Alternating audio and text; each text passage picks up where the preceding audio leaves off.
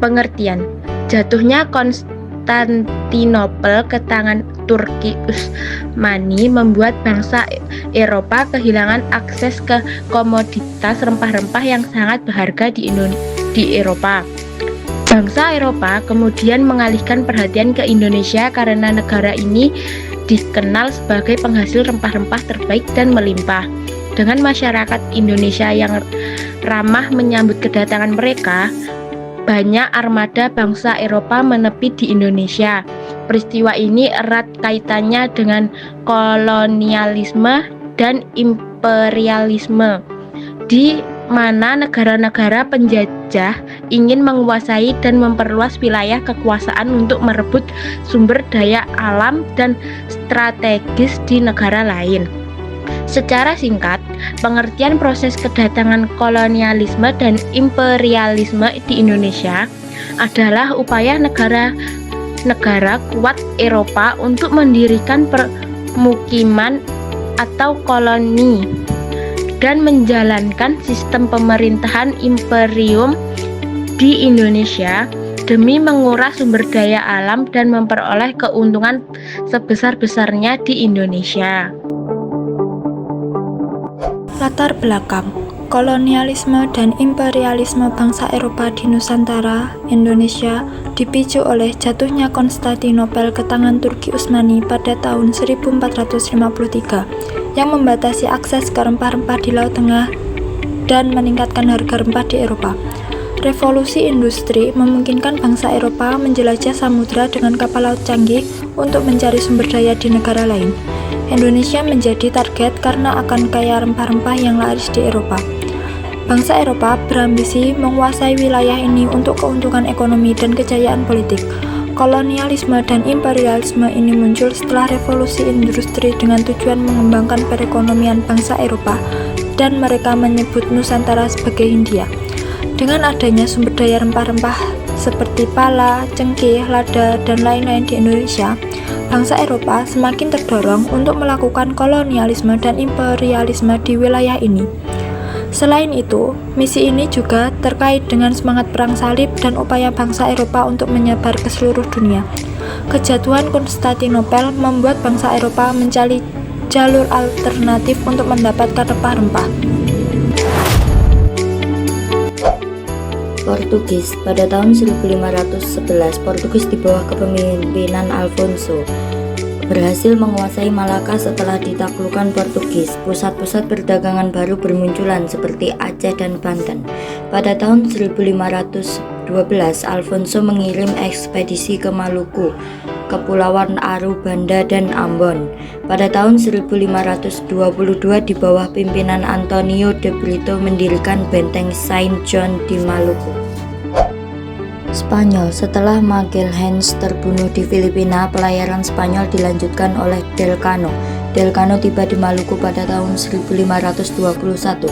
Spanyol memutuskan kedudukannya di Tidore. Kedatangan Spanyol ditentang oleh pihak Portugis karena Spanyol dianggap melanggar perjanjian Tordesillas.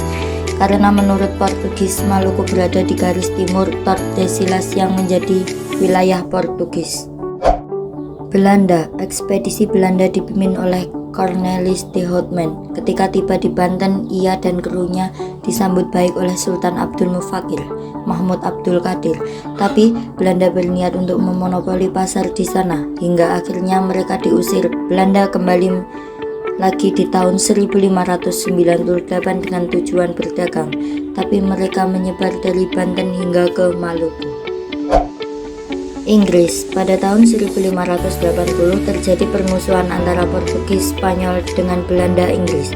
Pada tahun 1600, para pelaut dagang Inggris tiba di India dan mendirikan persekutuan dagang yang disebut dengan East Indies Companies (EIC).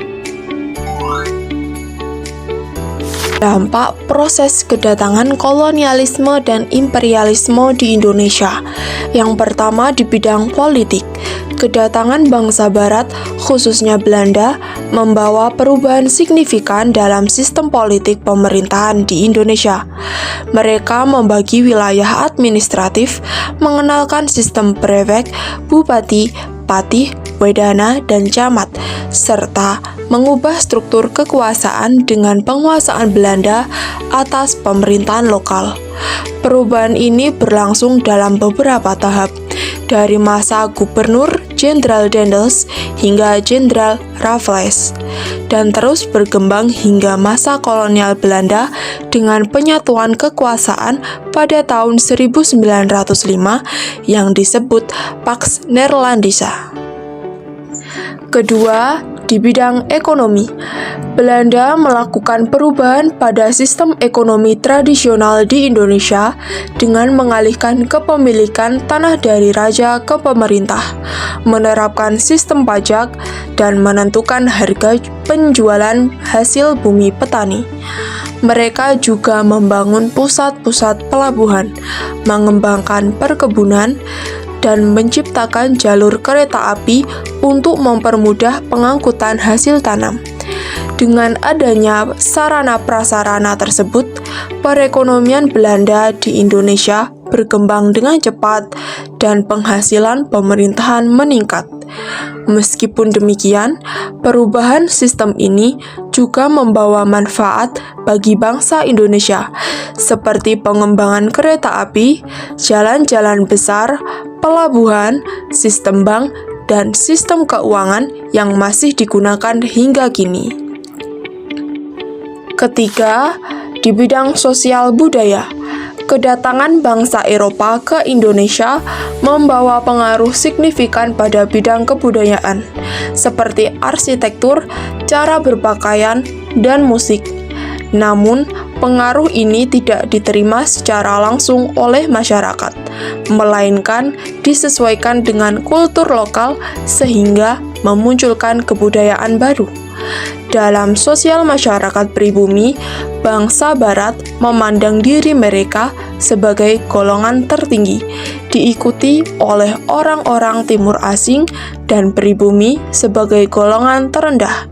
Hal ini dilakukan untuk menanamkan pemikiran bahwa pribumi harus tunduk dan patuh pada bangsa Barat.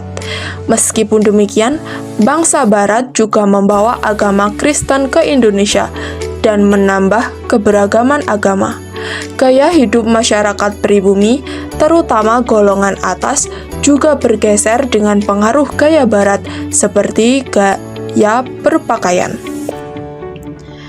Perubahan ini tidak hanya untuk meningkatkan strata sosial, tetapi juga untuk kepentingan pekerjaan. Keempat, di bidang pendidikan. Masuknya bangsa Barat ke Indonesia membawa perkembangan signifikan dalam bidang pendidikan, terutama dengan politik etis yang diterapkan oleh pemerintahan kolonial Belanda pada tahun 1901. Politik ini berfokus pada 3 hal: perpindahan penduduk, pendidikan, dan irigasi. Dalam bidang pendidikan, sekolah-sekolah rakyat mulai berkembang, seperti Europese Lagery School atau ELS, Hogeschool Burgerlijk School atau HBS, dan Stovia atau Sekolah Kedokteran. Pendidikan ini tidak hanya untuk kalangan warga Belanda dan priai, tetapi juga untuk pribumi, meskipun dengan pembedaan kelas. Perkembangan pendidikan ini memicu kesadaran nasional dan nasionalisme di kalangan pemuda, yang kemudian melahirkan gerakan pergerakan nasional dan Sumpah Pemuda pada tahun 1928, tepatnya pada tanggal 28 Oktober.